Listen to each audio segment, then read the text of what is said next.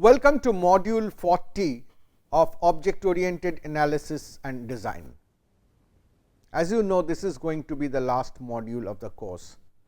So, I would not discuss about any new topic, new aspect of object oriented analysis and design. Rather, I will spend a little while putting some closing comments.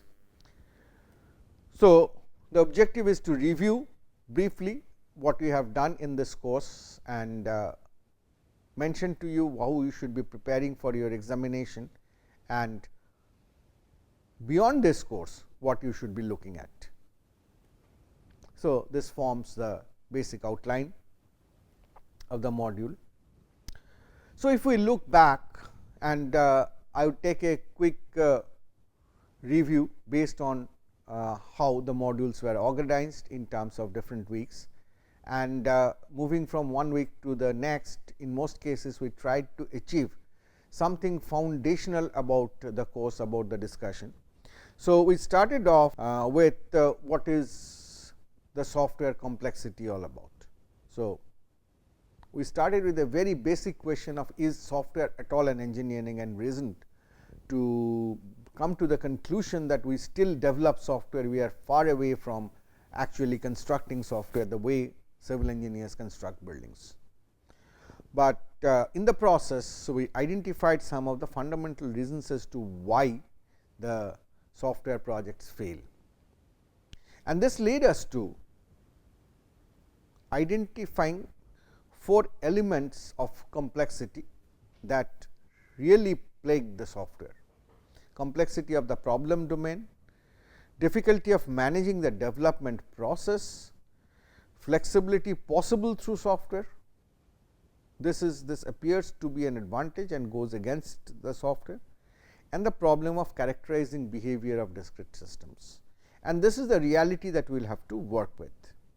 So, we then tried to look into how the complex systems are structured, what is their generic structure, and we observed, looking at natural, man-made, social, different kinds of system, that there is a whole lot of commonality between the structure of complex systems, and that can be leveraged to really come up with designs or come up with design approaches which can prove to be really good in terms of software development.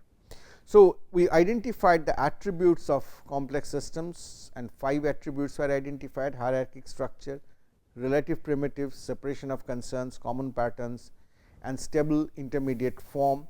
And this led us to discuss about organized and disorganized complexity. And as we have seen that these organized complexity became the source of main study in the object oriented analysis and design, that the organized complexity manifests itself in terms of decomposition and abstraction hierarchy, class and object structure, and can lead to what is known as a canonical form of a system representation. We also recognize that there are other forms of complexity which is disorganized, which is primarily due to the limitation of the human brain, and we can hardly do much about this other than doing the organized, managing the organized complexity better. Now, finally, to bring a order to the chaotic scenario of complex systems, we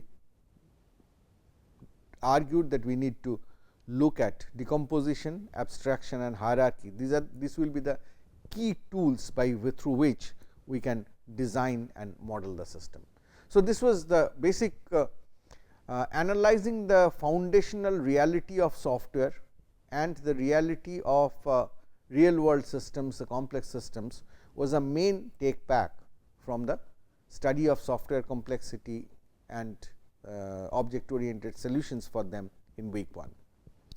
In week 2, we took a look little bit differently in terms of what is, if the software is complex, if the systems are complex, then we wanted to also look at what is in terms of the computational paradigms and object models, and we took a deep look into different programming and hardware architecture, the generations of languages, how languages have evolved, how programming paradigms have evolved, what has been the typical topology and so on. And along with that, we introduce the foundations of object model, which we have done it in 3 stages, saying one part is object oriented analysis, then you have object oriented design, and finally, you culminate all that into object oriented programming, which where your actual software system gets realized. And in terms of doing that, we could identify that there are 4 major elements in an object model: the abstraction, the encapsulation, the modularity, and the hierarchy, and also there are 3 minor elements. So, this point onward, these elements have become the guiding factor of deciding on how we do the analysis, the object oriented analysis, how you actually go into doing a design which is efficient, which is manageable for a complex system. So, that was the primary aspect to discuss in week 2. In week 3, we moved closer to the commonly known notions of object oriented terminology. We talked about the nature of objects and identified that an object is something that exists, has a state, has behavior, and has identity. And we deliberated at length in terms of what and how is an object. And we extended that for relationships among objects. We showed that the objects just existing by themselves does not provide anything interesting, but they become interesting when they have links, when they get aggregated between themselves. While objects are interesting, in terms of actual programming, we need a layout, we need a template through which we need to express all these object behavior. So, next was the discussion of the nature of classes, particularly in terms of the interface and implementation. We saw that the interface is how the objects instantiated from that class will interact with others, and implementation is how actually an object of that class will come into being, how actually the behavior, the state and behavior of the object will be managed, and both of these are very important to be able to finally realize the objects of an object oriented programming system. Relationships amongst classes give us a lot of direction in terms of how should the modeling be done, what are the different modeling possibilities that exist in terms of the real world behavior, in terms of the real world connectivities.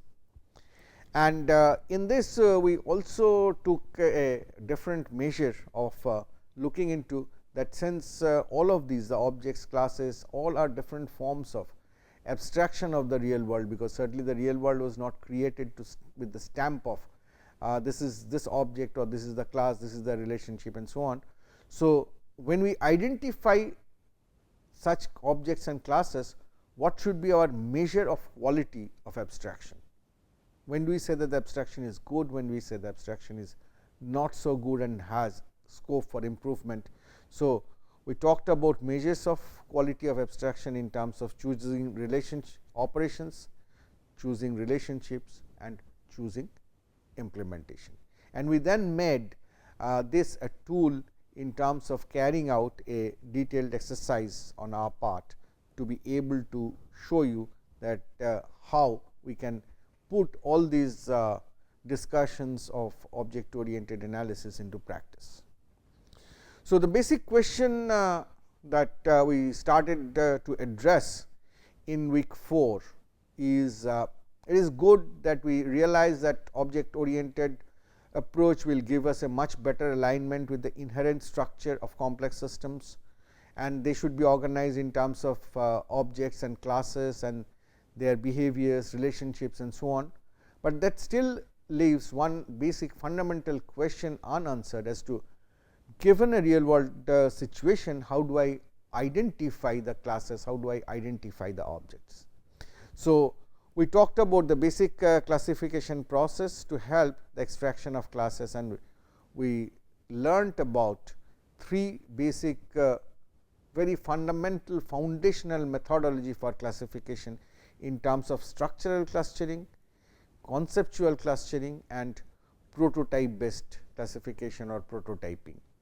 And we also learned about how we do key abstractions for identification, and these become effective tools at our hand to look at a real world situation at length and actually try to extract the classes, objects, relationships, hierarchies, refinements, dependencies, and so on.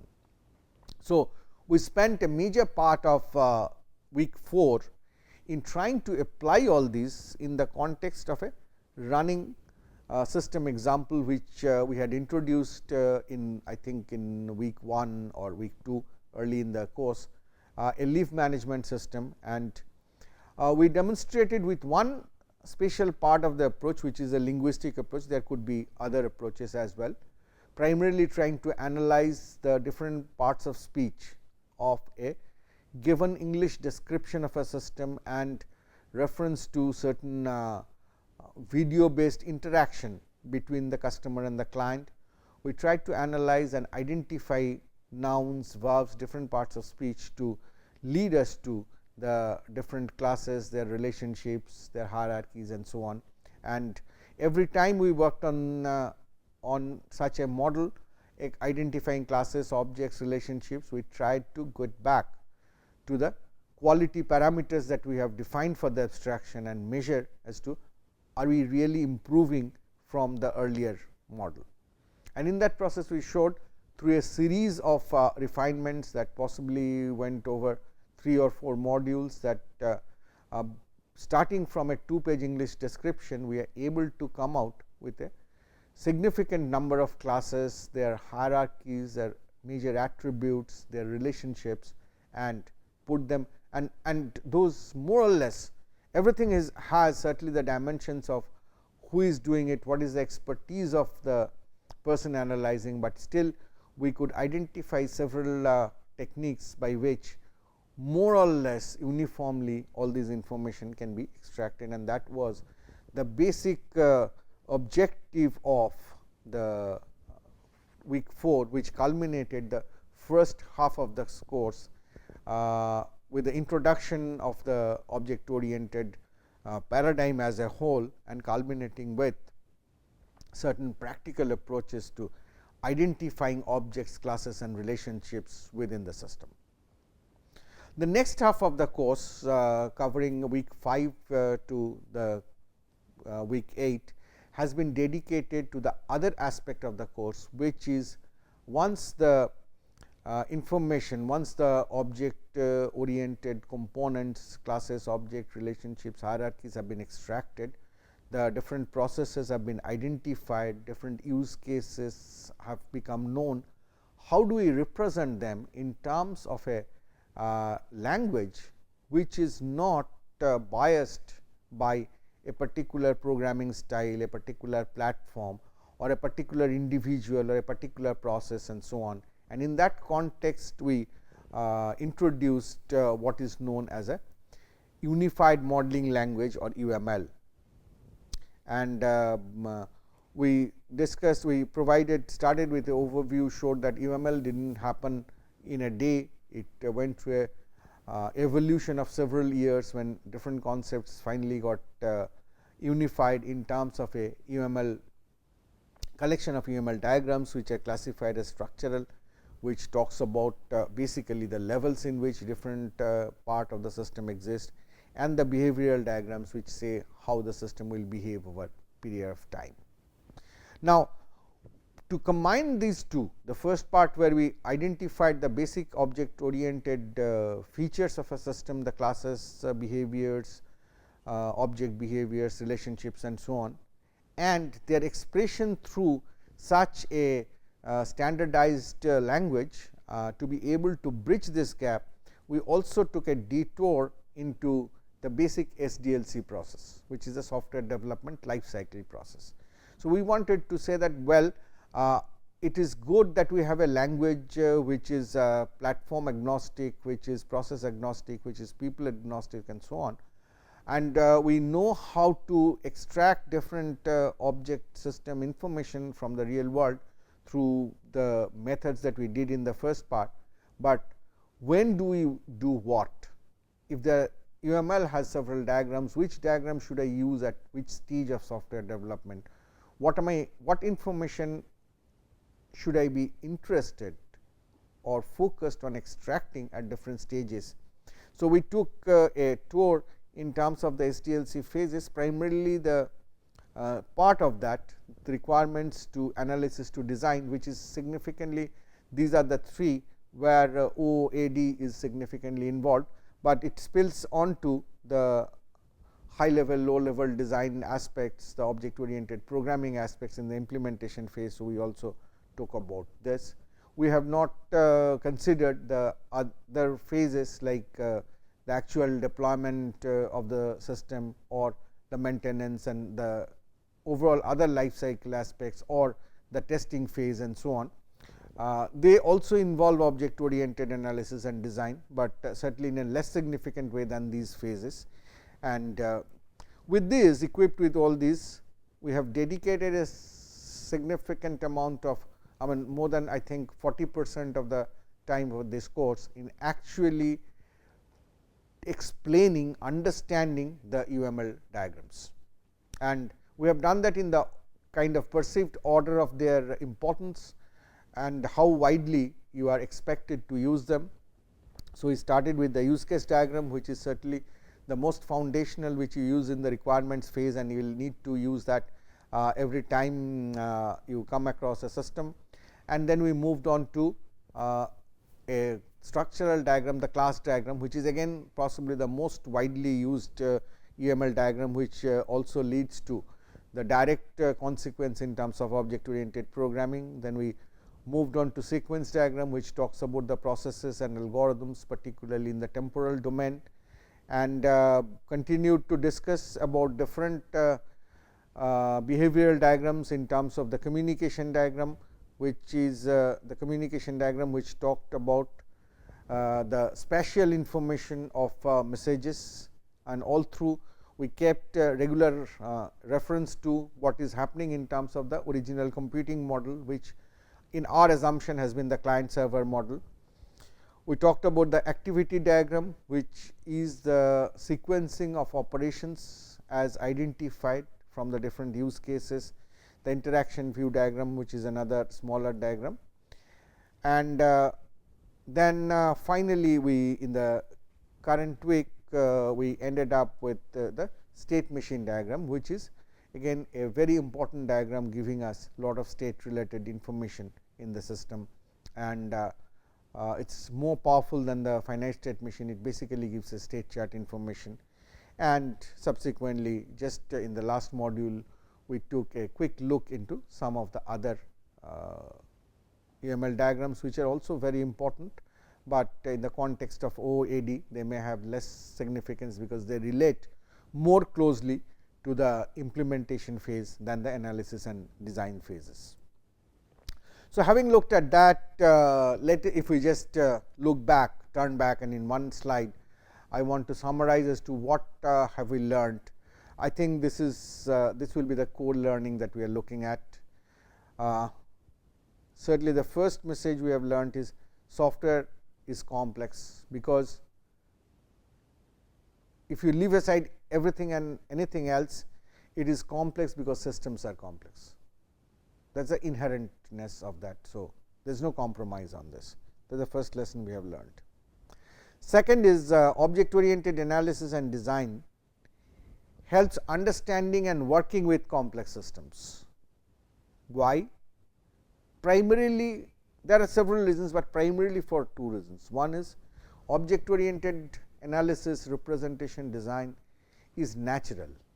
It is not a synthetic approach. It is something that you see around happening in your real world, and you are just imbibing that in your process. And that is the reason that there is such a great alignment between the structures of complex systems, as we saw, and the different primitives that the object oriented analysis and design have started to offer. It is scalable, that it works for a very small system, a payroll system of 10 employees, to a Mars landing system, if I may talk of. Everywhere object oriented analysis design work in every scale. So, that gives a major reason as to why it should be used, it is used in almost every kind of complex system.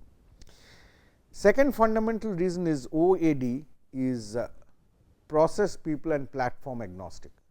The whole approach does not depend on individual, does not depend on what process you want to follow or which platform you are trying to use.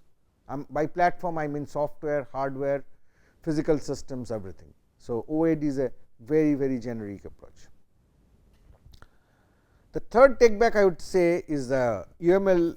We have learnt UML as a very powerful modeling instrument, and it is powerful for several reasons. One is it provides a language of expression that again is process, people and platform agnostic. It does not say that you have to use C++ or Java. It does not say you have to work on Unix. It does not say that you will have to use agile or waterfall or rational rows process, none of that. You could do anything in terms of all these different choices of design and exercise, but you have a language which is standardized, which in many cases is executable and which certainly across board the community will understand. The second reason that UML stands out is it aligns very perfectly, it is designed very perfectly in alignment with object oriented paradigm. So, whatever we want to say or whatever you identify in terms of object oriented analysis and design, that can be expressed very aptly, very suitably in terms of the UML primitives. So, that is a great reason as to why UML is a powerful modeling instrument. Finally, it is powerful because it can work in multiple levels of details and multiple facets. What does that mean is, there is UML when you are at the requirements phase, where you almost know nothing about the system. So, you are at a very abstract, very vague level of details.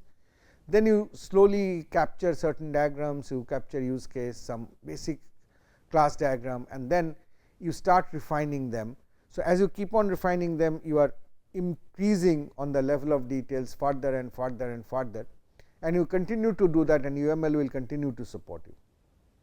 And it is multifaceted because it's you talk about time, you have sequence diagram, timing diagram, you talk about space, you have collaboration diagram, component diagram, you talk about object hierarchy, you have object diagram, class diagram. So, you may want to look at the system from multiple different angles, and UML today tries to give you an ability to look at a system, represent a system, express a system from almost any angle that you feel comfortable with. So, the third take back in my view is your understanding and ability to use UML as a modeling instrument. Finally, I would like to say that object orientation is not a tool, language or platform. It depends actually on how one looks at the system. I am often faced with this question is it necessary to use say C++ to be able to design and implement an object oriented system? Can I use C and do that? I often would say that yes. The question is, object orientation is not significantly in the tool. Certainly the tool helps, certainly the language helps, but you can still do a very good object oriented design in a language like C, which has 0 object oriented feature, provided you can look at the system in object oriented manner. You can look at the system with the proper object oriented analysis and design approaches. So, to summarize in terms of the take back, this is my one line recommendation to you all is object orientation, please keep in mind, is in the mind of the developer.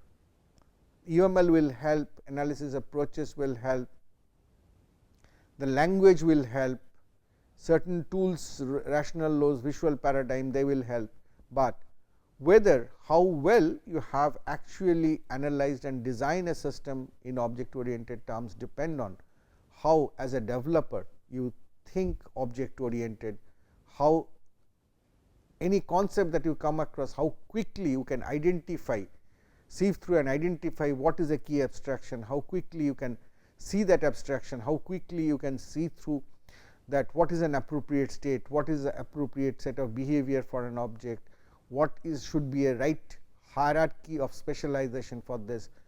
The more of this you can reason out in your mind, you become a better programmer, you become a better developer for the object oriented paradigm.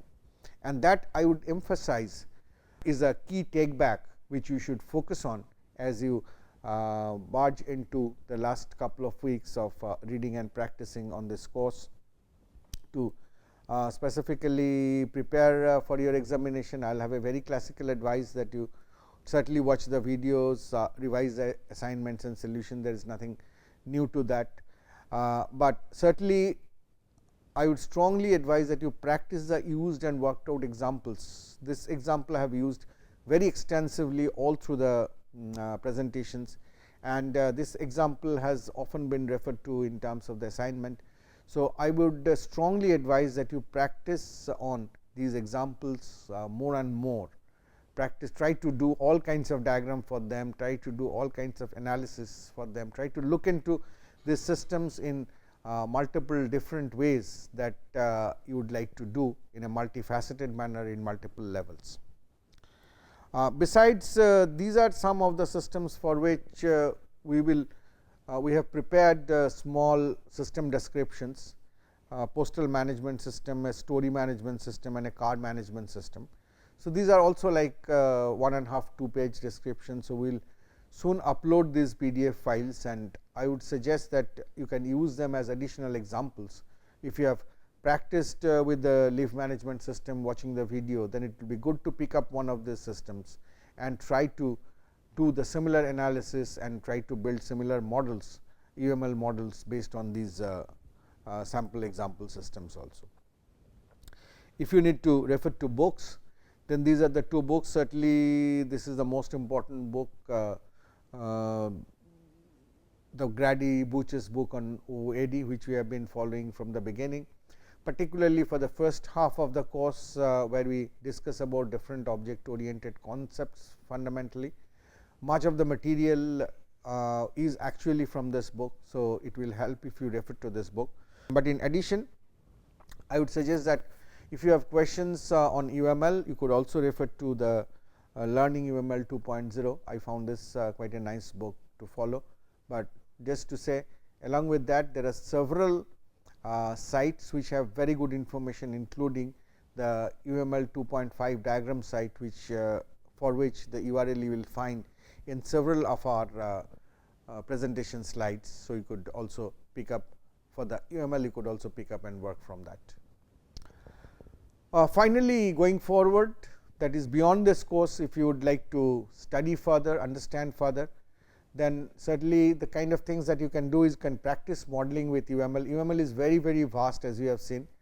It has taken us really about 15-16 more modules to even introduce you to all these diagrams.